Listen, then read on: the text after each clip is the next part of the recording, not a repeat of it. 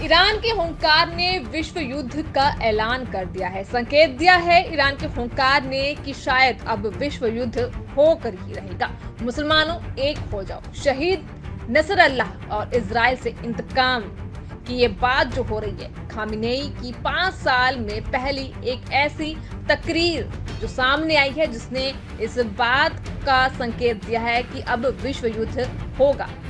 Ayatollah Khamenei ने America और उनके सहयोगियों की नीतियों की कड़ी आलोचना की और कहा कि उनका आचरण दुनिया के हित में नहीं है। तेहरान में शुक्रवार 4 अक्टूबर की नमाज के दौरान ईरान के सुप्रीम लीडर अयातुल्लाह खामिनेई ने भाषण दिया, जिसमें उन्होंने फिलिस्तीन और इजराइल के बीच चल रहे संघर्ष को लेकर बात कही। ईरानी सुप्रीम लीडर ने पिछले 5 सालों में पहली बार नमाज के बाद भाषण दिया है।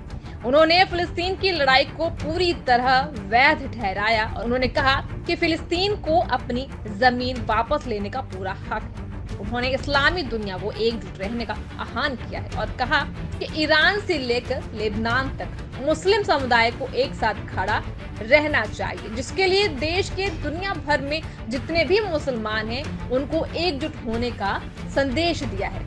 ईरान के सुप्रीम लीडर अयातुल्लाह खामिनेई के भाषण के अंश बिंदुवार किस तरीके के थे, आइए उस पर एक बार नजर डालते हैं। अयातुल्लाह खामिनेई भाषण दे रहे थे, तब उन्होंने क्या कुछ कहा कि दुश्मन के मंसूबे नाकाम होंगे अगर सभी मुसलमान एकजुट होंगे। ईरान से लेबनान तक मुस्लिम एकजुट हो, दुश्मन से सावधान रहना होगा, अल्लाह के बताए रास्ते से ना हटे, मुस्लिम साथ रहेंगे तो भला होगा। दुश्मन हम पर हमला करना चाहते हैं, मुस्लिम भाईचारे के साथ सभी चले। फिलिस्तीन अपने हक की लड़ाई लड़ रहा है, फिलिस्तीन की लड़ाई पूरी वैध है। 7 अक्टूबर को फिलिस्तीन ने जो किया वो जंग का हिस्सा था। ईरानी फोर्स ने जो किया वो भी ठीक है। हम अपनी कार्रवाई जारी रखेंगे, हम पीछे नहीं हटेंगे, अपनी सुरक्षा के लिए हर जरूरी कदम उठाएंगे। अयातुल्लाह खामिनेई ने अमेरिका और उनके सहयोगियों की नीतियों की कड़ी आलोचना की और कहा कि उनका आचरण दुनिया के हित में नहीं है।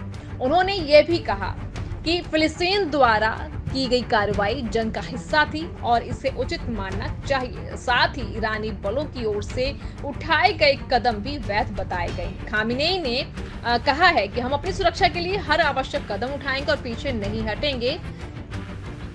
भीड़ ने उनका गर्मजोशी से स्वागत किया जब वो भाषण दे रहे थे। जब उन्होंने पहली बार 2020 के बाद शुक्रवार 4 अक्टूबर की नमाज के बाद भाषण दिया और इस दौरान उन्होंने कहा कि हमारे सशस्त्र बलों द्वारा की गई कार्रवाई यहूदी शासन के अपराधों के लिए कम से कम सजा थी। अयातुल्लाह खामिनेई ने भाषण के दौरान हसन नसरल्लाह को शहीद बताया।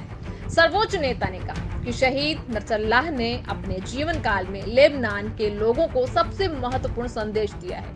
वह यह था कि इमाम मूसा सद्र, सैयद अब्बास मौसवी जैसी प्रमुख हस्तियों के नुकसान पर निराश न हो, बल्कि अपने प्रयासों को बढ़ाएं, आक्रामक दुश्मनों का डटकर मुकाबला करें और उन्हें पराजित करें। इसलिए मुसलमानों, एक हो जाओ। ईरान के सुप्रीम लीडर ने भाषण के दौरान ये शब्द कहे हैं। दुश्मन के मंसूबे नाकाम होंगे और हमें ईरान से लेबनान तक मुस्लिम एकजुटता बनाए रखनी होगी। पूरी दुनिया के सभी मुस्लिमों को एकजुट रहना होगा और दुश्मनों की चाल से सावधान रहना होगा।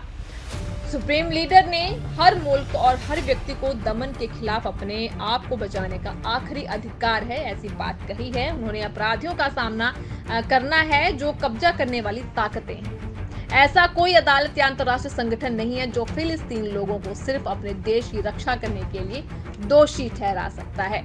इस तरह का भाषण दिया है खामिनेई ने। उन्होंने अमेरिका और उनके सहयोगियों की नीतियों को गलत ठहराया है, उचित नहीं ठहराया। ये भी कहा कि उनका आचरण दुनिया के हित में बिल्कुल भी नहीं है। अब इनके भाषण का क्या असर पड़ सकता है, अमेरिका पे क्या असर होगा, ये देखने लायक होगा।